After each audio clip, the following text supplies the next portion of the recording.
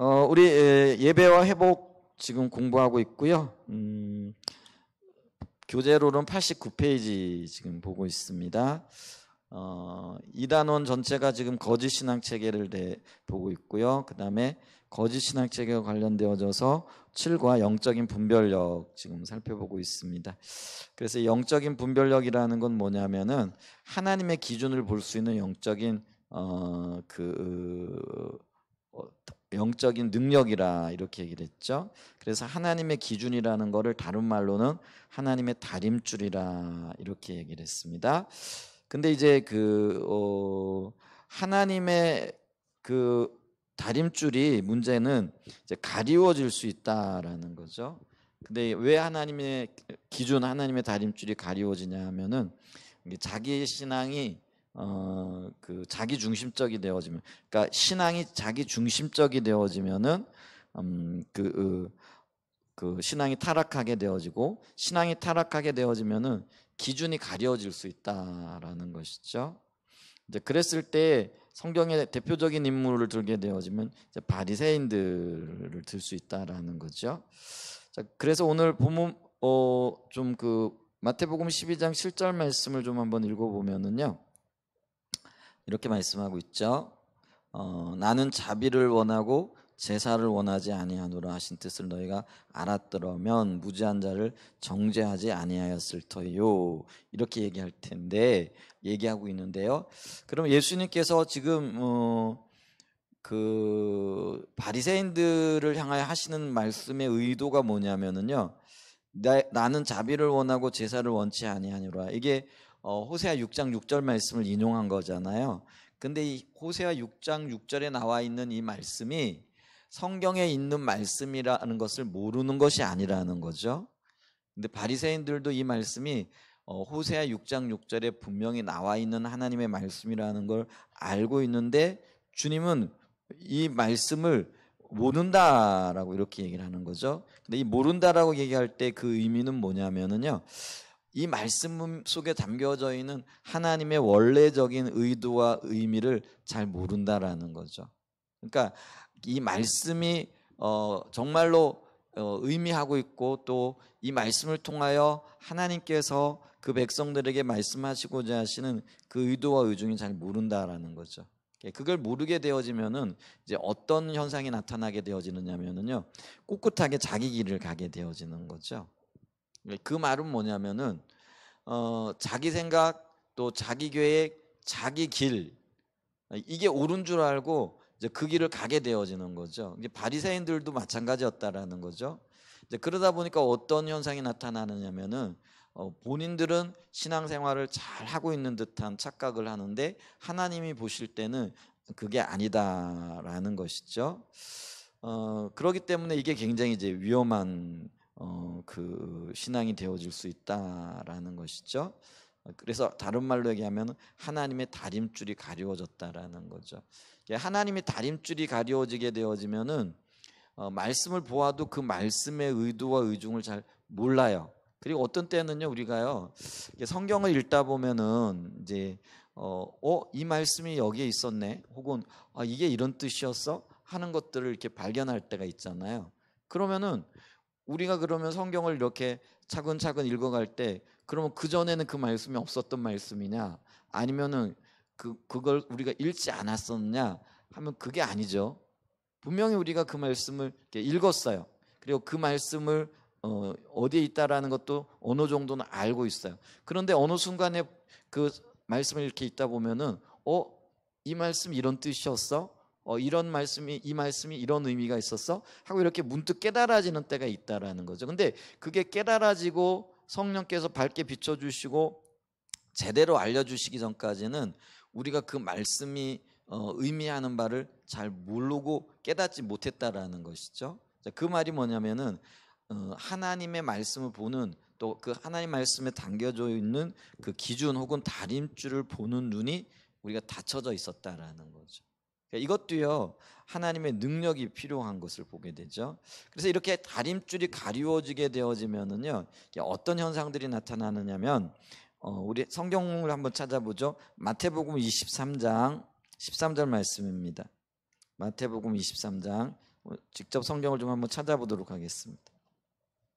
마태복음 23장 13절 말씀.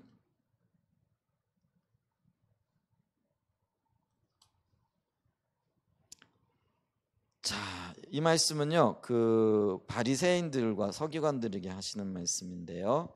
자, 여기 보면 화 있을진저 외식하는 서기관들과 바리새인들이여, 너희는 천국 문을 사람들 앞에서 닫고 너희도 들어가지 않고 들어가려 하는 자도 들어가지 못하게 하는도다. 바리새인들을 향하여 하나님께서 굉장히 그 뭐랄까 저주에 가까운 말씀을 하고 계시잖아요. 화 있을진저 이렇게 얘기를 하죠. 이런 말은 그 천벌을 받을진저라는 그런 의미가 되어지는 거죠. 근데 이 말씀을 듣고 있는 대상이 누구냐면 서기관들과 바리새인들이라는 거죠. 근데 그들이 왜 이런 저주의 말씀을 듣고 있느냐면요, 그들이 천국 문을 사람들 앞에서 닫고 자기도 안 들어가면서 들어가려고 하는 사람들도 들어가지 못하게 한다라는 얘기예요. 이 말은 굉장히 심각한 얘기입니다. 왜냐하면 이 말을 문자적으로 보게 되어지면 바리새인들과 서기관들이 천국 시민이 아니라는 거예요. 그 얘기는 구원받지 못했다라는 말이거든요. 그러니까 자기들도 구원을 받지 못했고 구원을 받으려고 영적인 구도의 길을 가고 있는 사람들도 못 들어가도록 문을 걸어 잠그고 있다라는 그런 의미인 거죠. 그러면 이게 너무나도 심각한 말씀이라는 거예요. 그런데 이 말씀을 들었을 때에 이 바리새인들과 서기관들이 자기들이 천국, 그러니까 구원받지 못한 하나님의 백성이 아니라는 것을 인정할 수 있었겠느냐라 했을 때 아마 도저히 인정 못했을 것 같아요. 자기들은 꿈에도 하나님의 그 천국 백성이 아니라는 생각을 해본 적이 없었을 거고요. 그리고 또 자기들이 하는 주된 일이 뭐냐면은 율법을 모르는 사람들에게 율법을 가르쳐서 하나님의 길을 가르쳐주는 역할을 하는, 그러니까 오늘날로 얘기하면은 서기관들과 바리새인들이 정확한 그런 오늘날의 어떤 그 의미로 볼 때는 그렇게 뭐랄까요? 비교될 만한 대상은 없지만 그래도 가장 근사한 게 아마 그 목사하고 신학교 교수들일 거예요, 그죠? 아마 목사나 신학교 교수들일 텐데, 그럼 목사나 신학교 교수들이 자기들이 하고 있다라는 일이 뭘까요? 복음을 전해가지고 안 믿는 사람들을 주님께로 데리고 오는 일을 할 거 아니에요. 그러니까 자기는 그 말씀을 모르는 사람들, 복음을 모르는 사람들에게 복음을 제시함으로 천국 길을 안내하는 안내자라는 생각을 당연히 가지고 있겠죠. 그죠? 그런데 지금 주님이 그런 생각을 가지고 있는데 그들을 향하여 너희가 천국 시민도 아니고 또 천국에 들어가려고 하는 사람들을 오히려 못 들어가도록 문을 걸어 잠그고 있다라고 얘기했을 때, 만약에 목사를 향하여 이런 얘기를 하면 이 말씀이 인정이 되어지겠느냐라는 거죠. 대부분의 목사님들이 그게 수용이 안 되어질 그런 말씀이다라는 것이죠. 근데 이런 일들이 실제로 있었고요. 그리고 오늘날에도 있을 수 있는 일들이 되어진다라는 거죠. 그래서 하나님의 의도를 모르면은요, 나는 내 길을 굳건하게 가지, 왜 이게 옳다라고 생각을 하니까 그 길을 가는 거예요. 근데 옳다라고 생각하기 때문에 그 길을 가는데, 그런데 그게 하나님의 길이 아닐 수도 있다라는 거죠. 이게 지금 서기관들과 바리새인들이 그렇다라는 거죠. 자, 이렇게 되어지면은요, 15절에 보게 되어지면 이렇게 말씀하고 있어요.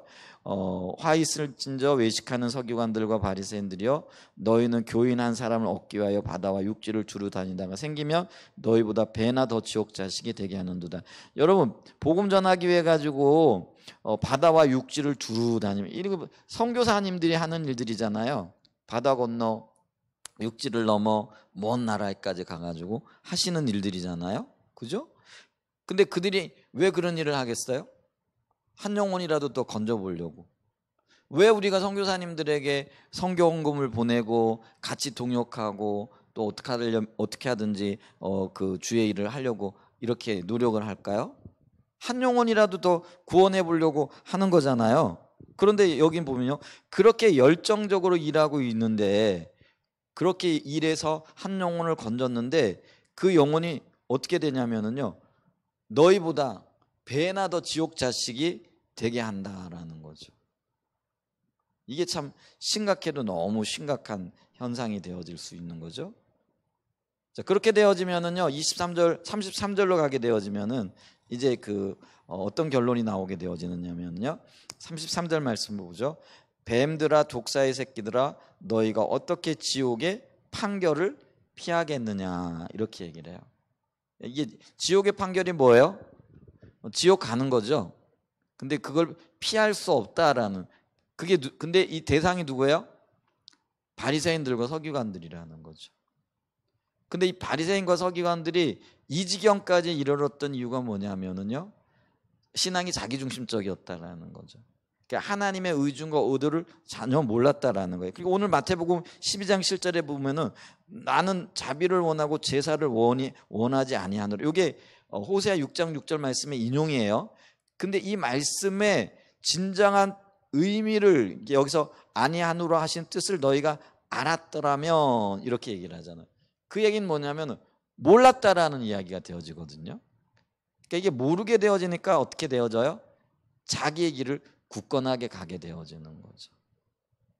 이런 엄청난 그런 오류를 범하게 되어질 수밖에 없다라는 거죠. 이게 이제 영적인 분별력이 가려워지고, 또 영적인 분별력이 가려워지게 되어지면 하나님의 다림줄이 보이지 않고, 하나님의 다림줄이 안 보이면은 자기 생각, 자기 고집, 자기의 길을 가게끔 되어져 있다라는 거죠. 자, 그렇게 되어지면은요, 두 가지 현상이 나타난다라고 이렇게 지난주에 제가 잠깐 언급을 했는데, 그게 뭐냐면은요, 성경을 읽어도요, 하나님의 의도, 하나님의 음성이 들려지지 않습니다. 여러분, 우리가 이제 하나님 음성 거리니까 하나님의 뭐 육성으로 야 경렬아, 뭐 아니면은 야 영혼아 하고 이렇게 우리의 귀에 들리도록 말씀하는, 그게 음성이 아니에요. 하나님의 음성이라는 건 뭐냐면, 다른 말로 얘기하면 정확하게 하나님의 의중과 의도를 깨닫게 되어지는 거, 받게 되어지는 거, 이제 그걸 우리가 음성 들었다 이렇게 얘기를 하잖아요. 아니면 혹은 어떤 때는 감동이다 뭐 이렇게 얘기를 하는 거죠.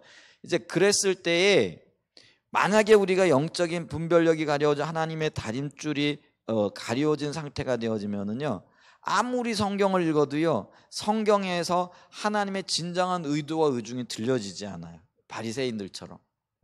바리새인들이 분명히 말씀을 알아요. 그리고 말씀을 암송해요. 그들 중에 서기관들은 특별히 모세오경을 다 암송하는 정도까지, 그런 경지에까지 오른 사람들이라고 얘기했잖아요. 근데 성경을 암송하면서도 그 암송하고 있는 구절들이 의미하는 바, 혹은 그 구절들 속에 담겨져 있는 하나님의 의도와 의중이 안 들린다라는 거예요. 그러니까 이게 음성이 안 들리게 되어지는 거예요. 그러니까 자기 고집, 자기 길을 계속해서 갈 수밖에 없는 거죠. 바리새인들이요, 구약 성경이 한 분을 가리키고 있는데, 다시 오실 메시아를 가리키고 있는데, 그분이 바로 예수님이잖아요. 그런데 바리새인들은 자기들 눈앞에 있는 메시아를 보면서도 깨닫지 못했죠. 그 얘기는 그들이 성경은 암송하고 성경은 누구보다도 잘 알고, 또 주의 길을 자신들은 잘 알고 있다라고 여겼을지 모르지만은 전혀 모르고 있었다라는 거죠. 왜냐하면 말씀이 예수 그리스도를 가리키고 있거든요. 그러니까 말씀이 예수 그리스도 메시아를 품고 있는 거예요. 그러니까 그 말씀에 하나님의 구원의 계획이 담겨져 있고, 그 구원이 메시아 대신 예수 그리스도를 통해서 나타나는 거잖아요. 그게 하나님의 의중과 의도였잖아요. 근데 그걸 모르게 되어지는 거죠. 그러니까 예수님을 십자가에 못 박고 또 못 박아 죽이라고 소리치는 그런 일들이 나타날 수밖에 없었다라는 거죠. 그래서 이 분별력이 가려지면은요, 참 심각한 현상이 나타납니다. 음성이 안 들려져요.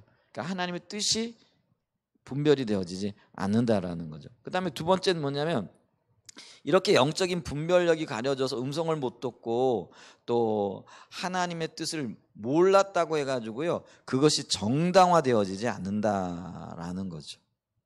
그래서 이 하나님 앞에 설 때요, 우리가 조심해야 될, 조심이라기보다도요, 말할 수 없는 게 있어요. 그게 뭐냐면, 주님 난 몰랐는데요.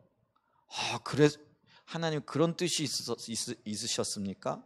아니면 하나님이 그런 어떤 의도를 가지고 말씀하셨던 겁니까? 하고 이렇게 변명을 할 수 없다라는 거예요. 이게 굉장히 심각한 거예요. 그게 정당화되어지지 않아요. 왜냐하면 우리가 하나님의 그 뜻을 못 보는 그 이유가 뭐냐면은 사실은 그게 외부에 있는 것이 아니라 내 마음속에 있는 내 마음의 자세와 태도와 관련이 되어져 있기 때문에 그렇다는 거죠. 그러니까 바른 자세가 아니고 바른 마음이 아니니까 아무리 이야기를 해도 아무리 말씀을 해도 그 말씀이 들려지지 않았다라는 것이죠. 그러니까 주님 앞에 나 못 들었는데요 라고 이렇게 말하는 것은 내가 바르지 못한 자세와 바르지 못한 태도를 가지고 있었다라는 것을 이실직고하는 것에 지나지 않는다라는 거예요. 그래서 그 책임이 면해지지 않는다라는 거예요. 그리고 또 하나요, 이 그 성경을 이렇게 바리새인들과 관련되어져서 예수님이 바리새인들을 맹인이라 이렇게 얘기를 하거든요. 그러니까 육신적으로는 보는데 영적으로는 못 보는 자들이에요. 그래서 예수님이 이들을 표현할 때 영적인 맹인이라 이렇게 얘기를 하면서 소경이 소경을 인도해서 둘 다 구덩이에 빠졌는데 그러면은 인도된 소경은 더 큰 책임이 있을 거예요? 아니, 인도하는 소경은 더 큰 책임이 있을 거예요. 근데 그 인도를 따라가던 소경에겐 그런 책임이 없느냐? 안 해요. 여러분, 소경이 소경을 인도해 가다가 구덩이에 빠졌어요. 그러면 그 구덩이로 데리고 간 소경만 더 크게 다치고 같이 갔던 소경은 덜 다치나요? 안 해요. 똑같이 다칠 수밖에 없어요. 이런 원리들을 봤을 때 우리가 하나님 앞에 설 때 우리의 분별력이 없었음을 우리가 보지 못했다는 것을 변명할 수 없다라는 것들을 기억해야 된다라는 것이죠. 그래서 있잖아요, 그 잘못된 바리새인, 그러니까 분별력이 없는 바리새인들을 쫓아가 가지고 내가 넘어졌습니다. 내가 구덩이에 빠졌습니다. 책임이 저 사람에게 있습니다. 이렇게 얘기할 수 없다라는 거예요. 근데 이게 심각한 게 뭐냐면 오늘날 우리가 적용해 보면은요, 예를 들면 이단에 빠진 사람들 있잖아요. 그러니까 이단은 명백하게 잘못된 거잖아요. 그래가지고 그 사람들이 어떤 면에서는 이단이기 때문에 나는 저 사람 때문에 혹은 그 뭐 여러 가지 이유들 때문에 그 유혹에 넘어갔고 여러 가지 어떤 그 오류에 빠졌었습니다라고 아무리 변명해봐야 그 변명이 통하지 않는다라는 거예요. 근데 이게요, 조금 다르게 또 이렇게 적용을 하게 되어지면 이단은 아니라고 할지라도요, 우리가 잘못된 신앙생활을 하는 경우들이 있잖아요. 잘못 가르침을 받았거나 혹은 바르지 못한 어떤 길을 제시를 받았는데 그 바르지 못한 길을 제시받고 따라갔다고 해서 따라갔을 때 그 책임이 면해지지 않는다라는 거예요. 그러니까 있잖아요, 깨어 있어야 되는 거예요. 오늘날 그리스도인들이요, 굉장히 중요합니다. 바른 길이 뭔가를 정말 기도하면서 은혜를 구하면서 정말 하나님 앞에서 이 영적인 분별력을 구해서 바른 가르침 또 바른 길이 제시되고 있는가, 교회 안에서 혹은 영적인 지도자들 안에서도 이런 일들이 제대로 행해지고 있는가를 눈을 똑바로 뜨고 이렇게 바라보셔야 돼요. 그리고 은혜를 구하셔야 돼요.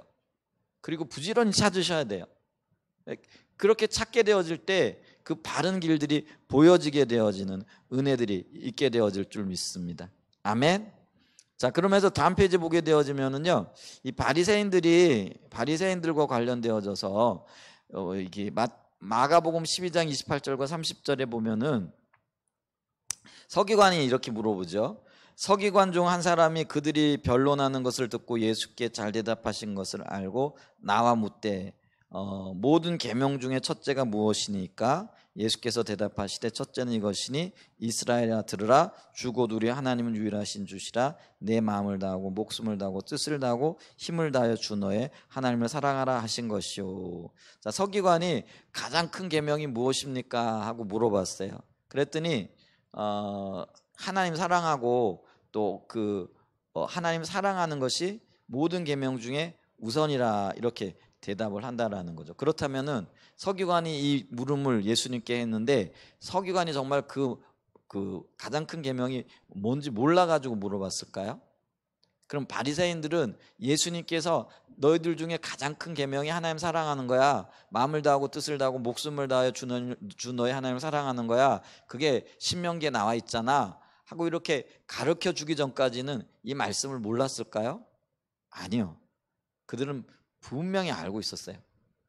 그리고 그 신명기 예를 들면 6장 4절, 5절, 6절 같은 경우는요.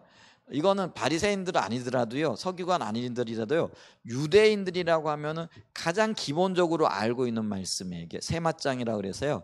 이 말씀은요, 유대인들의 가정 교육의 가장 기초가 되어지는 그런 말씀이었던 거죠.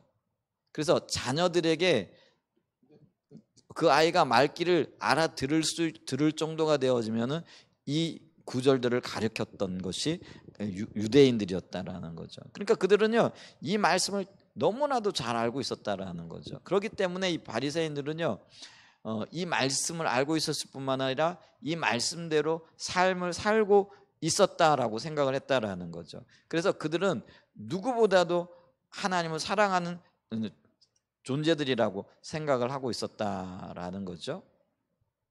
그런데 자기들은 그렇게 생각했는데 하나님께서는 그렇게 하나님을 사랑한다고 생각하고 있는 이 바리새인들에 대해서 뭐라고 말씀을 하고 계시냐면요. 요한복음 5장 42절 보세요. 요한복음 5장 42절 찾아보면은요, 이렇게 얘기를 하죠. 자, 같이 읽어볼까요? 한번 시작. 다만 하나님을 사랑하는 것이 너희 속에 없음을 알았노라. 이렇게 얘기를 하는 거예요. 이 말은 뭐냐면은 바리새인들과 서기관들 또 대부분의 유대인들 중에 하나님의 그 첫째 되는 계명이 하나님을 사랑하는 것이고 자기들은 하나님을 사랑한다라고 생각을 하고 있었는데 예수님의 바른 눈으로, 그러니까 여러분 보세요.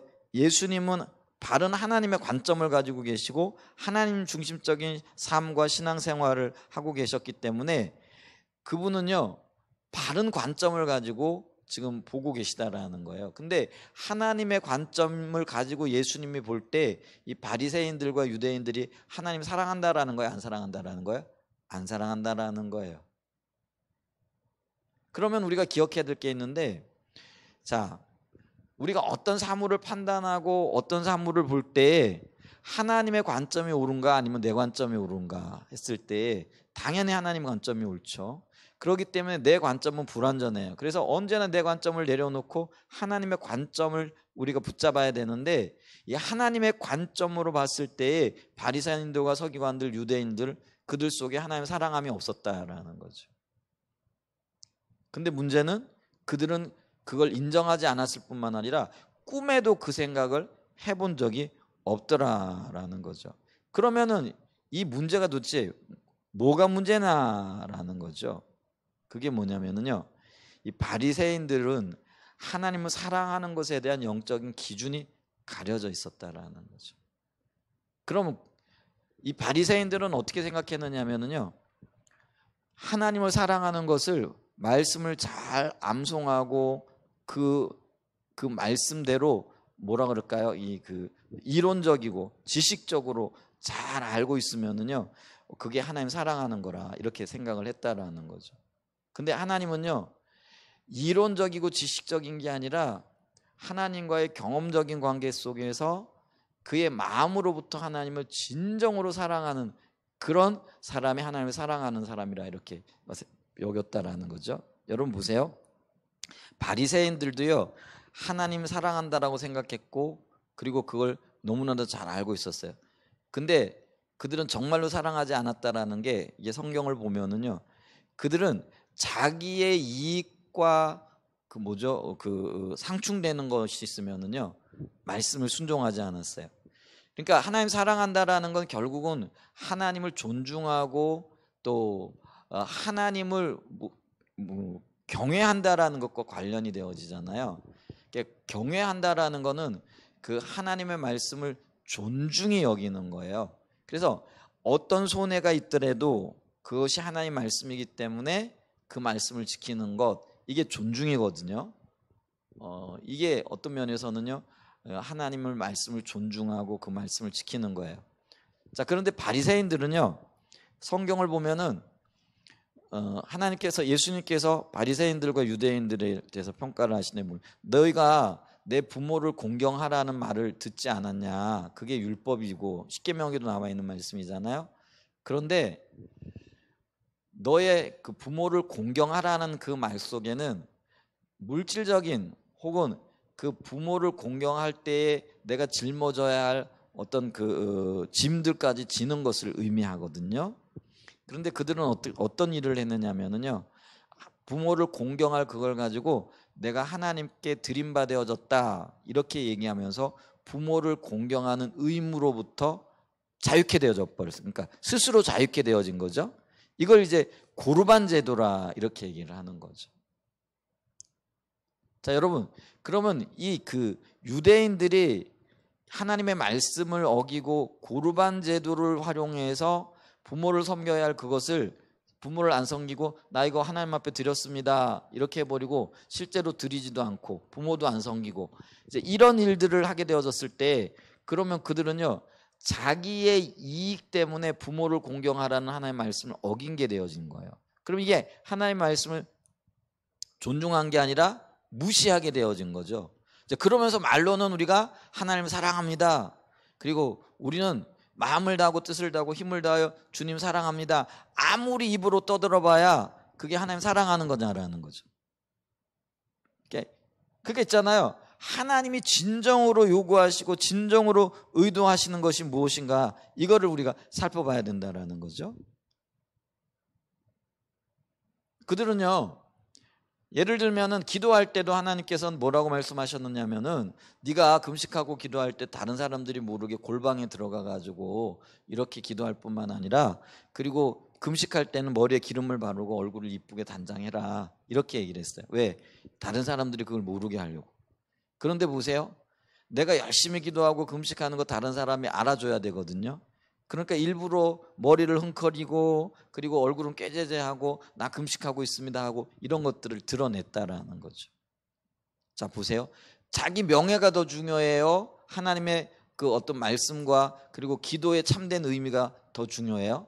그들에게는요 하나님과 교제하는 것의 참된 의미, 그리고 그 교제를 통하여 기도함으로 하나님 앞에 나가는 것보다 다른 사람들에게 자기의 명예, 다른 사람들의 칭찬, 다른 사람들의 어떤 그 비해서 내가 영적으로 더 우월하다라는 것들이 먼저였다라는 거예요.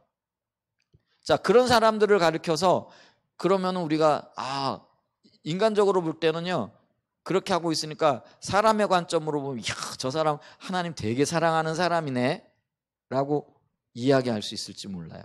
그런데 하나님의 관점에서 보면 그 사람은 사기꾼이에요. 외식하는 사람이에요. 그렇죠? 근데 사람은 속일 수 있어도 하나님은 못 속이는 거예요.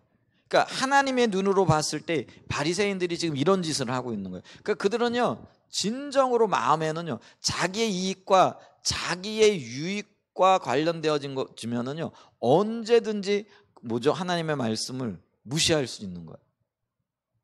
하나님의 말씀보다도 자기의 생각과 자기의 이익이 더 중요한 거예요. 그러면서도 내가 하나님 사랑합니다 라고 말할 때 그게 하나님 보실 때 그 하나님 사랑하는 거냐라는 거죠. 그러니까 있잖아요, 이 하나님의 말씀에 담겨져 있는, 그리고 그 말씀 앞에 서 있는 나 자신이 안 보여지면은요 이 다림줄이 가려지게 되어진다는 거죠. 그래서 여기 질문을 하네요. 당신은 하나님을 사랑하십니까? 오늘날 그리스도인들에게 물어보면은요 대부분이 아마 네, 부족하지만 사랑합니다. 자신 있게 얘기하기는 좀 그러니까 부족합니다라는 말을 붙이는데, 근데 속으로는 그럼요, 나 하나님 사랑하죠. 사랑하니까 예배도 열심히 드리고 또 기도도 하고 헌금도 하고 또 여러 가지 일들 하죠. 이렇게 얘기할 줄 몰라요. 그런데 여러분, 우리가요 우리 자신을 돌아보면은요 바리새인들과 진짜 유사해요. 그 예수님 시대에 바리새인들보다 유사하죠. 근데 바리새인들보다는 사실은 훨씬 더 못한 그런 신앙생활을 하고 있죠. 그랬을 때 하나님의 관점에서 보면은요 과연 내가 하나님을 사랑합니다 고백할 때 그래 맞아 네가 나를 참 사랑하지 하고 인정하시고 받아주실 만할까? 아니면 바리새인들처럼 다만 네 속에 나를 사랑함이 없음을 내가 알았다라고 이렇게 말씀하실까? 여러분 우리가 좀 자신을 돌아볼 수 있도록. 근데 이런 돌아봄에 있어서 우리가 이 영적인 분별력이 굉장히 필요합니다. 그래서 하나님이 의도하시고 하나님이 말씀하신 그대로 하나님 사랑하는 것. 그래서 이 사랑의 참된 의미 그건 마음에서 나옵니다. 주님과의 관계에서 나와요. 주님은요 우리의 행위 결국은 마음이 행위로 나오지만은요 우리의 마음이 있어도 우리의 연약함 때문에 행위가 못 따라갈 때가 있어요. 행위를 못 따라갈 때도 하나님 우리의 마음이 온전하면은 네가 나를 사랑한다 이렇게 보시는 거예요. 아멘. 대표적인 사람이 아브라함이잖아요. 아브라함은 주님을 따르고자 하는 열망이 있었지만은 육신이 연약하고 염려가 있고 걱정이 있고 근심이 있으니까 가뭄이 오니까 그 말씀대로 못 따르고 행위로는 어디로 가요? 그냥 애굽으로 도망가 버리잖아요. 나중에 보면 블레셋으로도 도망가잖아요. 그랄 왕에게로. 그런데 하나님이요 그를 책망 안 하세요. 왜냐하면 그의 마음을 아시기 때문에 그래요. 그런데 우리가 성경의 대표적인 인물 사울을 보세요. 그들은요 올바른 마음을 자세를 안 가지고 있고 올바른 마음이 없어서 올바른 마음이 없는 까닭에 올바른 행동하지 않았어요. 그랬더니 행동 잘못했다고 사울을 너는 그 뭐예요? 내가 왕 삼은 걸 후회한다. 그리고 더 나은 이웃을 택해가지고 내가 너의 왕을 이렇게 줄 거다. 뭐 이렇게 말씀하시거든요. 그러니까 우리가 그걸 봐야 된다라는 거예요. 똑같이 잘못했어요. 행동도 잘못했고 똑같이 행위에 문제가 있는데 왜 아브라함은 하나님이 아무 책망도 안 하시는데 사울은 그토록 하나님께서 책망하시느냐라는 거죠. 그게 우리의 마음의 자세의 문제인데 근데 그 마음의 자세가 뭐냐면은요 그 하나님 앞에서의 그 바른 삶을 살고자 하는 이제 그런 어떤 태도가 있고 자세가 있으면은요 하나님께서 반드시 이렇게 바른 분별력을 부어 주신다라는 것이죠. 자, 92페이지로 넘어갑니다. 92페이지 보게 되어지면 이렇게 우리가 바른 마음의 태도와 자세가 없어요. 그러면은 영적인 분별력이 가려지고 다림줄이 가려워진다 그랬잖아요. 그래 영적인 분별력이 어두워지고 다림줄이 가려워지게 되어지면은 우리의 신앙생활이 올바르지 않게 되어져요. 우리의 신앙생활이 올바르지 않게 되어지면은요 올바른 예배가 가능하지 않게 되어진다라는 것이죠. 왜냐하면 주의 길을 모르기 때문에 그렇다는 것이죠. 그래서 지금 예를 들고 있는 게 뭐냐면은요 이사야 시대에 유대인들이 이스라엘 백성들이 하나님 앞에 그 예배는 드렸잖아요. 그러니까 풍성한 예배를 드렸어요. 그러니까 외형적이고 그 외부적으로 볼 때는요 흠 없는 예배를 드렸다라는 거죠. 그런데 주님이 보실 땐 그 예배가 어떤 예배였다고요? 타락한 예배고 마당에 뜰만 밟는 예배고 누군가가 성전 문을 걸어 잠갔으면 좋겠는. 그러니까 와서 예배 드리지 않았으면 차라리. 근데 우리가 그걸 기억해야 됩니다. 하나님은 예배를 굉장히 기뻐하시는 분이세요. 성전을 세우신 목적이 뭐냐면은요 그 성전이 원래 이 성전이 미팅 플레이스라 그러잖아요. 우리가 텐트라 이렇게 얘기를 하는데 그게 뭐냐면은요 만남의 장소라는 의미가 있어요. 그러니까 이 성소가 이게 영어로는 이게 미팅 플레이스라고, 그러니까 성소 이렇게 얘기해. 우리는 이제 우리말로 성소라고 얘기하는데 원래 영어로는요, 그러니까 원어적인 의미에도 그렇지만은요, 이게 만남의 장소라는 그런 의미예요. 그게 만남의 장소라는데 그 뭐냐면 하나님이 그곳에서 자기 백성을 만나는 거예요. 그러니까 그 유대인들, 그러니까 자기 백성들이 그곳에 나가면은 하나님을 만나게 되어지는 거죠. 그래서 이 성막은요 만남의 의미가 있어요. 그래서 하나님과 만남을 통해서 하나님은 하나님의 의중을 보이시고 하나님의 목적을 보이시고 하나님의 길을 보이시고 또 그 백성들에게 어떻게 살아야 할까에 그 하나님께서 그 백성들을 인도하시고자 하시는 열망이 이렇게 있었다라는 것이죠. 자, 그랬을 때 이사야 시대의 유대인들이 그 성전에 나와가지고 성막이 확대된 게 성전이죠. 이게 고정적인 건물을 가지게 되어진 게 예루살렘 성전이에요. 솔로몬 시대에 지어졌던. 그리고 이 이사야 시대의 유대인들에게는 예루살렘 성전이 아주 건재하고 그대로 화려하게 이렇게 있었던 거죠. 그러니까 그 백성들이 정말 화려한 예배를 드리는 거예요. 진짜 성경에 말씀하고 있는 대로 흠없는 그런 그 제물들을 가져다가 그것도 무수하게 하나님 앞에 드리는 거죠. 그러면은 아까 얘기했잖아요. 하나님은 그 백성들을 만나시려는 목적을 가지고 성막을 짓게 하시고 성전을 짓게 하셨다라는 거예요. 그 하나님께서 그 백성들이 하나님을 만나기 위하여 무수한 제물과 무수한 어떤 그런 절기들을 통하여 그 흠없는 것들을 가지고 하나님 앞에 만나기 위해 나왔다면은 하나님이 그것을 당연히 기뻐해야 되잖아요. 쌍수를 들고 환영하셔야 되잖아요. 그런데 이사야서에 보게 되어지면은 하시는 말씀 뭐예요? 헛된 재물을 다시는 가져오지 말라 이렇게 말씀하시는 거죠. 그러면서 있잖아요. 마당만 밟을 뿐이니라. 그리고 누가 이것을 너희에게 요구하였느냐라고까지 말씀을 하고 계세요. 1장 12절에 보면 이사야 1장 12절 보세요. 자 보세요. 이사야 1장 12절 보죠. 너희가 내 앞에 보이러 오니 이것을 누가 너희에게 요구하였느냐. 그러면서 뭐예요? 내 마당만 밟을 뿐이라. 이 말은 뭐냐면요, 전혀 내 뜻에 맞는 예배가 아니라는 거예요. 그리고 예배의 온전한 그 하나님이 기뻐하신 뜻과는 전혀 상관없는 그런 예배를 그 백성들이 드리고 있다라는 거예요. 근본적인 문제가 뭐예요? 신앙이 타락하니까 영적인 분별력이 가려져서 예배의 기준이 뭔가를 모르는 거예요. 예배의 기준은요, 진리에 서서 하나님의 인도를 따라가는 거예요. 그게 이제 신약에 넘어오면은 우리가 요한복음 4장에 보게 되어지면은 그 예배의 기준을 분명하게 말씀하죠. 수가성 여인에게 말씀하시지. 그게 뭐예요? 그 예배하는 자는 진리와 영으로 예배할지니라. 이게 진리라는 게 말씀의 기초죠. 예수 그리스도를 얘기하고요. 영은 성령의 인도를 따르는 거예요. 그럼 이 기준이 구약이라고 다를까요? 아니에요. 구약에도요, 분명히 하나님의 의도를 따라서 하나님의 말씀의 기초에서 또 하나님 인도를 따라서 예배를 드려야 되는 거예요. 그런데 그 이스라엘 백성들은 풍성한 외형적인 예배를 드렸는데 그 예배가 진리를 따라 또 하나님의 인도를 따라 드린 게 아니라 자기 욕심을 따라 드린 거예요.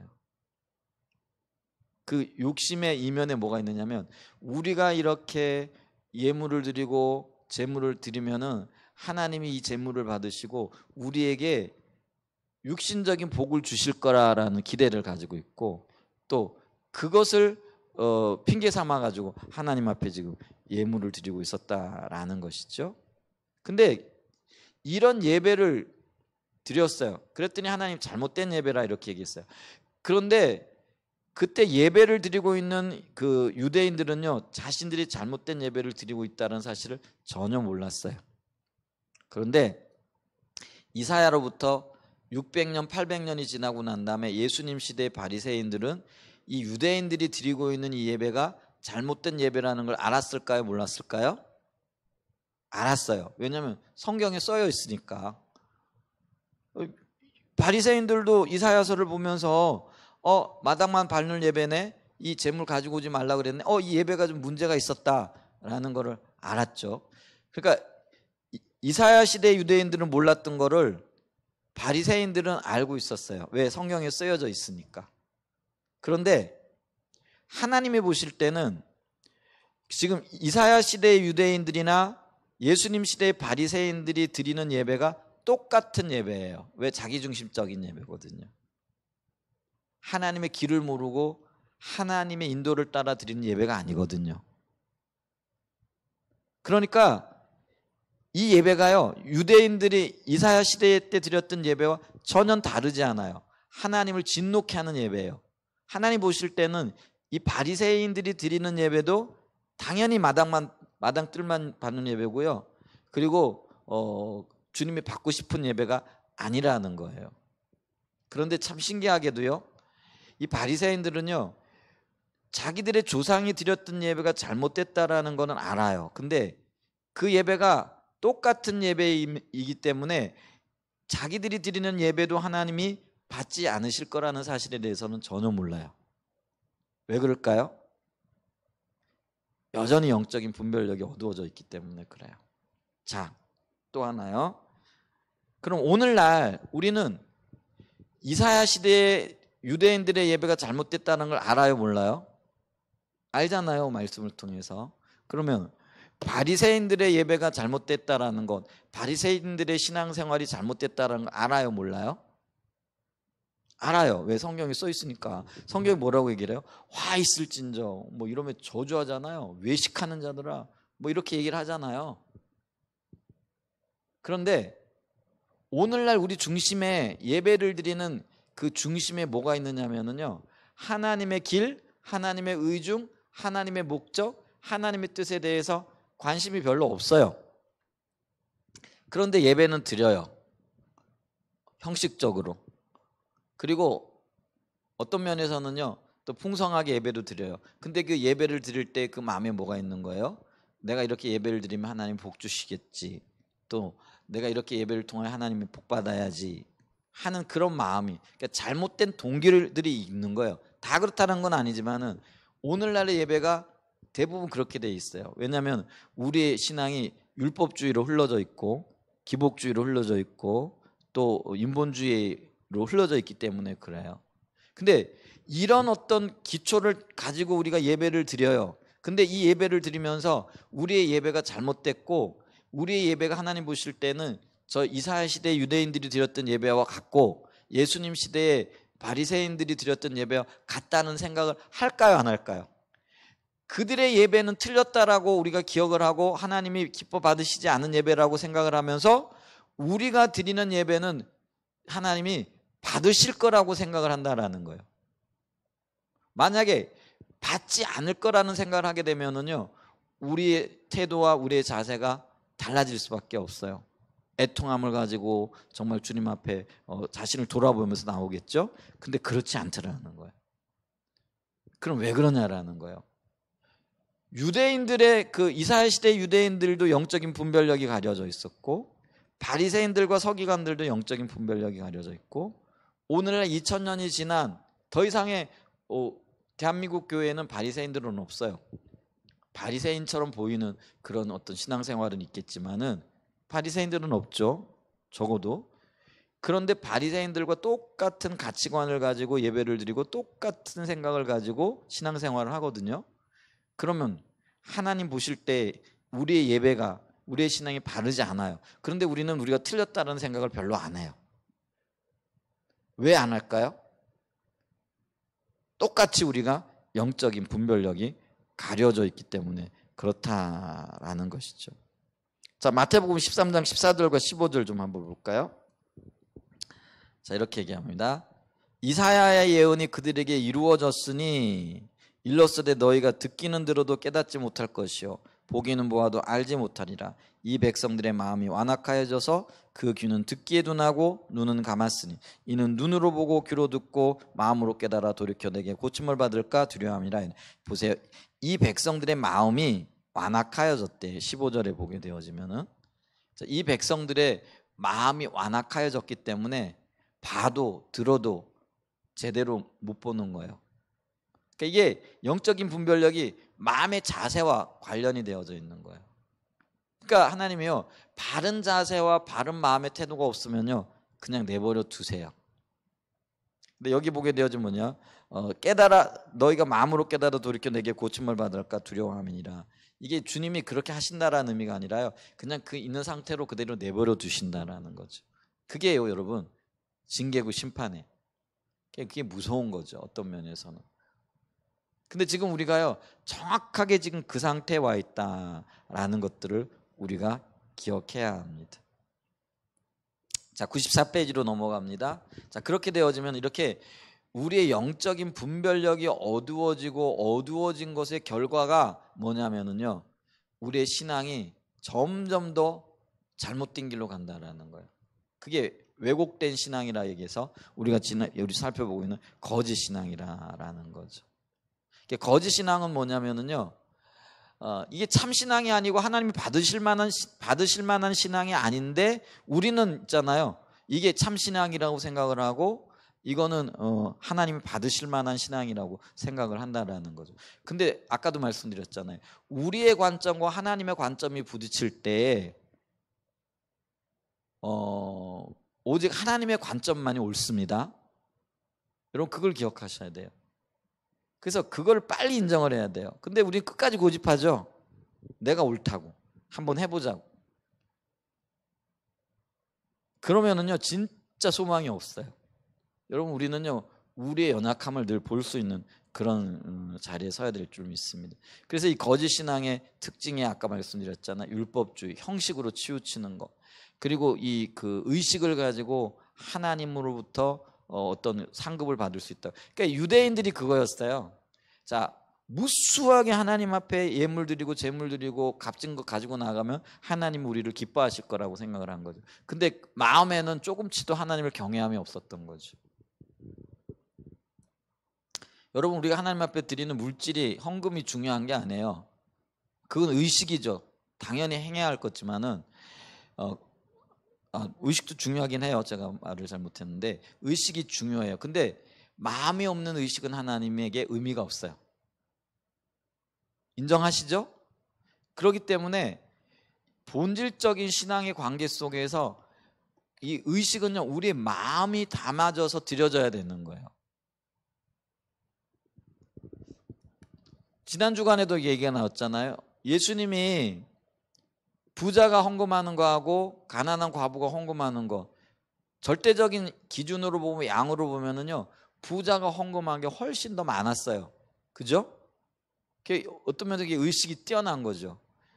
그런데 그 부자가 많은 돈을 헌금했는데도요, 예수님이 아무 소리 안 하세요. 그런데 가난한 과부가 2렙돈, 동전 2개를 하나님 앞에 헌금했더니 손뼉을 치면서, 표현이 좀 지나치네, 춤을 추시면서 좋아하는 거예요. 야, 오늘 내가 봤는데 하나님 앞에 예물 드리는 모든 사람들 중에 이 여인이 가장 많이 했다라는 거예요. 동전 2개예요. 오늘날로 얘기하면 1,000원짜리 2개예요. 그 부자는 얼마 했는지 모르겠지만 부자니까 많이 했을 거예요. 그죠? 그런데 예수님은요, 그 가난한 과부가 드렸던 2렙돈을 보시고는요, 감탄을 하시는 거예요. 왜요? 그 여인의 그 2렙돈 속에는요, 그 여인의 삶이 있었고, 그 여인의 진실함이 있었고, 그 여인의 마음이 있었기 때문에 그렇다라는 거예요. 그러니까 주님은요, 그 의식에 마음이 담겨져 나오는 것을 그렇게 기뻐하시는 거예요. 근데 오늘날 우리가 정말 주님 앞에 드릴 때 마음을 담아 드리냐는 거죠. 그냥 형식적으로. 우리 맥주 감사주의를 이렇게 드렸는데 그렇잖아요. 우리가 절기가 됐네. 그러면 또 절기야. 그러면서 뭐예요? 그냥 주머니 뒤적뒤적해서 이렇게 하나님 앞에 드리는 거하고, 하나님께서 나에게 귀한 첫 열매를 주셨는데, 그 맥주절의 의미가 첫 열매를 가지고 하나님 앞에 감사하고 또 믿음으로 다른 것들을 기대하는 것과 관련된다 그랬잖아요. 하나님께서 귀하게 나에게 여기까지 인도하시고 열매를 맺게 하셨는데, 또 주님께서 더 놀랍게 나를 지켜주시고 인도하실 것을 믿음으로 바라보면서 마음을 쏟아서 준비되어지고 그렇게 드리는 거하고, 여러분, 차이가 있을까요, 없을까요? 부자는요, 그냥 드려도 더 많이 드릴 수 있어요. 가난한 사람은 마음으로 준비했지만은 어떤 절대적인 양으로 보면은 조금밖에 못 드렸을 수도 있어요. 근데 주님이 보실 때는 어떤 게 더 귀하다라는 거예요? 예수님이 보셨을 때 부자가 드렸던 많은 양의 헌금이 아니에요. 가난한 과부가 드렸던 2렙돈이에요. 그게 우리 주님이 보실 때는 훨씬 더 많았던 거예요. 이게 본질의 차이야. 본질을 갖고 의식으로 나가느냐, 본질 없이 그냥 의식만 갖고 나가느냐, 이 차이라는 것들을 우리가 기억하실 수 있기를 바랍니다. 근데 우리가 오늘날 전부 다 형식주의, 너무나 많은 분들이 형식주의에 빠져 있어요. 그냥 주일, 여러분 이 주일이라는 거는요, 모든 날에 그 주님이 우리에게 안식하시며 우리에게 주신 날이잖아요. 그래서 다른 날의 대표격이에요. 그렇기 때문에 우리가 다른 날도 주님을 기억하고 살면서 이 주일을 특별히 이렇게 구별하여서 하나님과 교제하는 그런 시간인 거예요. 그러니까 다른 날은 그냥 세상적인 방법으로 살다가 주일날만 성경책 끼고 나온다고 해가지고 그게 주일 지키는 게 아니라는 거예요. 그게 형식적이라는 거예요. 모든 날 동안에 하나님의 인도를 바라며 주님과 동행하며 주님과 함께 살아가는, 이제 그거를 마음에 담아가지고 대표로 주일날 구별하여 드리는 거예요. 그게 본질과 의식이 같이 드려지는 거라는 거죠.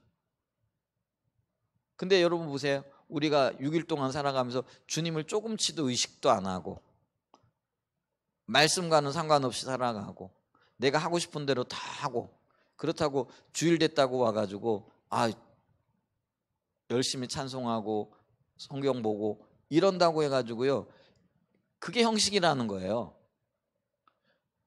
여러분 그걸 우리가 기억할 수 있는 은혜가 있기를 축복합니다. 그러니까 우리 삶의 모든 영역이 그렇게 돼야 된다는 거예요. 근데 우리가 제가 형식주의에 빠졌다 그러니까 주일 주일 지키면서 뭐 어떤 면에서는 뭐죠? 옷도 이렇게 뭐 잘 준비하고 여러 가지 하고 와서 드리는 날 형식적으로 안 드리는데요. 근데 주님이 보실 때는요, 그게 아니고요, 모든 날의 삶 중에 어떻게 주님을 인식하고 주님과 동행하고 주님을 기억하고 인식하며 살아가고 있는 거, 이것과 연관되어진다라는 거예요. 이해하시죠? 제가 오해 없으시기 바랍니다. 주일날 예를 들면은요, 옷 막 입고 나오고 그러라는 얘기, 그래도 된다 그런 얘기가 아니에요. 여러분 주일날 이렇게 나올 때도요, 가능하면 옷 같은 경우도요, 가장 비싼 옷 입으라는 얘기가 아니에요.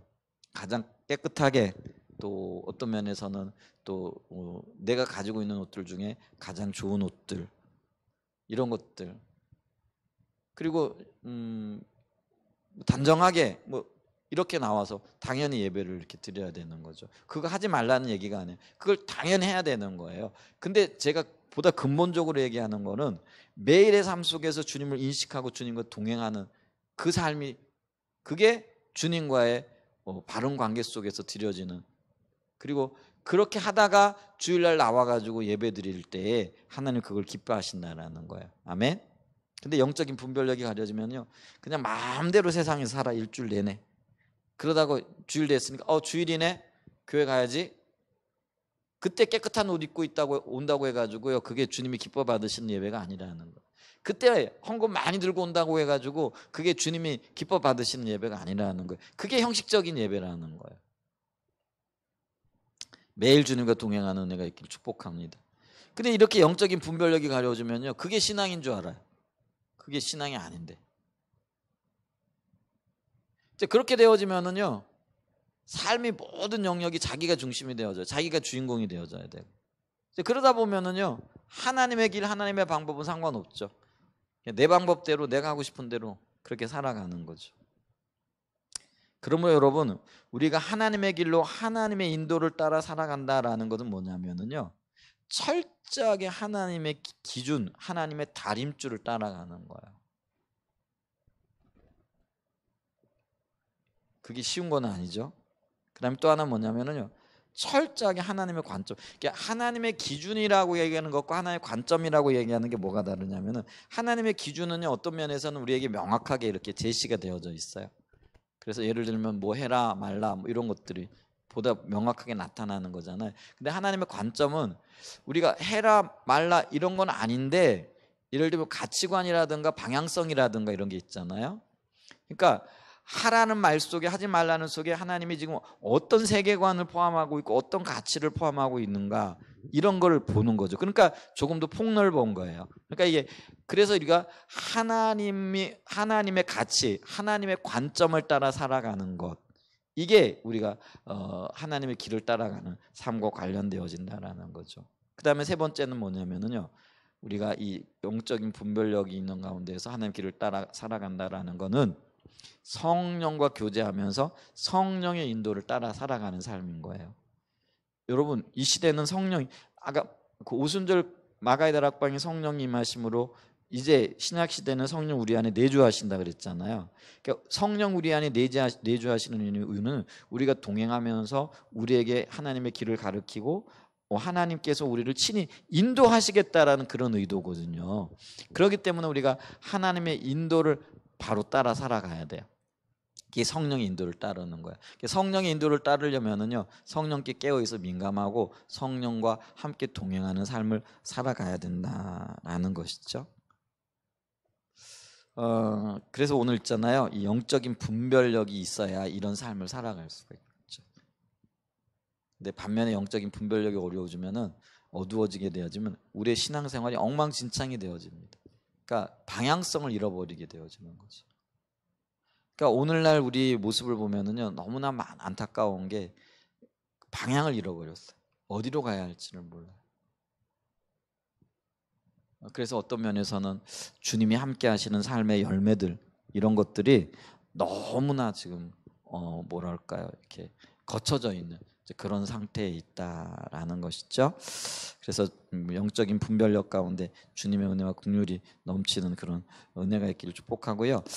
제가 오늘 아까 처음에 이렇게 들어가면서 좀 나누기를 원했는데, 오늘 주제하고는 상관없이요, 전체적으로 보면은 다 상관이 있겠지만은요, 우리가 저 말씀을 읽어가고 있는데 신명기 이렇게 읽어보다니까요, 제가 신명기를 수십 번 참 많이 읽었어요. 그런데 오늘 읽다가요, 하나님께서 뭐라 그럴까, 이렇게 주신 말씀이 이렇게 깨달아지더라고요. 보여지더라고요. 그래서 그걸 여러분들하고 좀 나눴으면 좋겠다 싶은데, 그게 뭐냐면은 1장, 신명기 1장 29절부터 30절 말씀 좀 보죠. 31절까지 좀 보시면 좋겠습니다. 이렇게 아까 제가 경배하고 찬양하는데 요걸 좀 나눴으면 좋겠다라는 그런 마음이 들더라고요. 자, 이 시대에 주님께서 우리에게 주시는 말씀인데, 내가 너에게 말하기를 그들을 무서워하지 말라, 두려워하지 말라. 그러면서 주님이요, 우리가 두려워하지 말아야 될 이유, 또 두려워할 필요가 없는 이유에 대해서 말하는데, 그게 뭐냐면 너희보다 먼저 가시는 너희 하나님 여호와께서, 주님이 우리보다 먼저 가고 계시대요. 여호와께서 애굽에서 너희를 위하여 너희 목전에서 모든 일을 행하신 것 같이 이제도 너희를 위하여 싸우실 것이며, 이 신명기가 모세의 설교들이잖아요. 근데 이 1장은요, 과거를 돌아보면서 지금 얘기하고 있는 거예요. 근데 이 과거를 돌아보는데 두려워하지 말아라, 두려워하지 않아야 될 이유가 뭐냐면은 하나님 우리보다 먼저 가신다라는 거예요. 그리고 우리를 위하여 싸우신다라는 거예요. 그러면서 31절 말씀에, 오늘 제가 이 말씀에 참 울컥하더라고요. 그래서 너희들이 우리 여러분들에게도 이 말씀이 좀 이렇게 비춰줬으면 좋겠다 싶습니다. 광야에서도 너희가 당하였거니와, 당하였다라는 건 말은 뭐예요? 경험했다라는 그런 얘기죠. 그러면서 진짜 제게는 오늘 이렇게 충격적인 말씀처럼 들려왔는데, 그 뭐냐면 사람이 자기의 아들을 낳는 것 같이, 여러분 우리의 자녀들이 소중하기 때문에 우리 자녀들을 진짜 낳는다라는 거는 이게 보호하고 최선을 다해서 뭐라 그럴까요, 이 그 자녀를 지킨다라는 그런 의미잖아요. 그게 사람이잖아요. 그러니까 사람도 그렇게 한다라는 거예요. 그런데 사람이 이렇게 하듯이 만왕의 왕이신 하나님, 전능주 하나님께서 어떻게 하신다라는 거예요? 사람이 자기 아들을 낳는 것 같이 너의 하나님 여호와께서 너희가 걸어온 길에서 어떻게 하셨다고요? 너희를 안으셨다. 저는요, 그냥 열심히 그냥 살아온 줄 알았고, 또 어떤 면에서는 열심히 어떤 일을 하면 되는 줄 알았고 그랬는데요, 아니에요. 말씀을 보니까요, 내 살아온 모든 날 동안에 주님이 나를 안으시고 여기까지 인도하신 거예요. 이게 경험이에요. 그리고 이 경험이 현재적으로도 주님이 나를 안고 계시다라는 거예요. 그리고 미래적으로도 주님이 나를 안고 가실 것이라는 그런 의미예요. 그러니까 우리가요 강하고 두려워하고 무서워하고 염려하지 말아야 할 이유가 여기에 있다라는 것이죠. 아멘. 그러면서 33절에 보게 되어지면은요 주님께서 불기둥, 구름기둥, 출애굽기 보게 되어지면 구름기둥, 불기둥을 얘기하잖아요. 그게 성령의 역사를 얘기를 하거든요. 주님의 임재를 얘기를 하거든요. 주님이 우리를 구름기둥, 굴기둥으로 이끌고 계시다라는 것이죠. 놀랍지 않으세요? 저는 오늘 근데 이 말씀을 읽으면서요. 사람이 자기 아들을 안는 것 같이 하나님께서 나를 안고 계셔? 이 부분이 이렇게 보여져서요. 너무나도 감사했고요. 그 다음에 오늘 이사야 66장을 읽었어요. 오늘 맥체인 성경에 의해 보면은요. 66장 순서인데요. 9절에 보게 되어지면은요. 이렇게 말씀하고 이것도 좀 도전이 되어지는 것 같아서요. 오늘 교회에게 주시는 말씀 같기도 하더라고요. 자, 여호와께서 이르시되 내가 아이를 갖도록 하였은즉 해산하게 하지 아니하겠느냐. 내 하나님 이르시되 나는 해산하게 하는 이인즉 어찌 태를 닫겠느냐 하시니라. 그러면서 최근에 이제 일어나고 있는 여러 가지 일들을 이렇게 보면서 하나님께서 어떤 일들을 계획하셨고 이루셨잖아요. 근데 그걸 마치 뭐라고 얘기를 하셨냐면 아이를 갖게끔 하셨다라. 잉태하게 하시는 분도 하나님이시잖아요. 근데 그 잉태하게 하셔서 해산케 하시는 분도 하나님이신데 이 아이를 잉태했는데 하나님의 계획과 뜻대로 어떤 일들을 이루셨는데 그 결과와 열매들을 맺게 하지 않겠느냐라는 거죠. 그러면서 제가 이 말씀을 보면서 오늘 굉장히 위로가 되더라고요. 그러면서 내 하나님 이르시되 나는 해산하 열매를 맺게 하시는 하나님이라는 거예요. 그래서 우리가 과연 어떤 일들이 과연 맺어질까? 오늘도 어떤 분이 얘기를 하시더라고요. 어느 우리 집사님이 얘기하셨다 그러는데 교회에 1층부터 2층까지 사람이 꽉 차 있더래요. 근데 하나님께서 여러 가지 약속을 우리에게 주셨잖아요.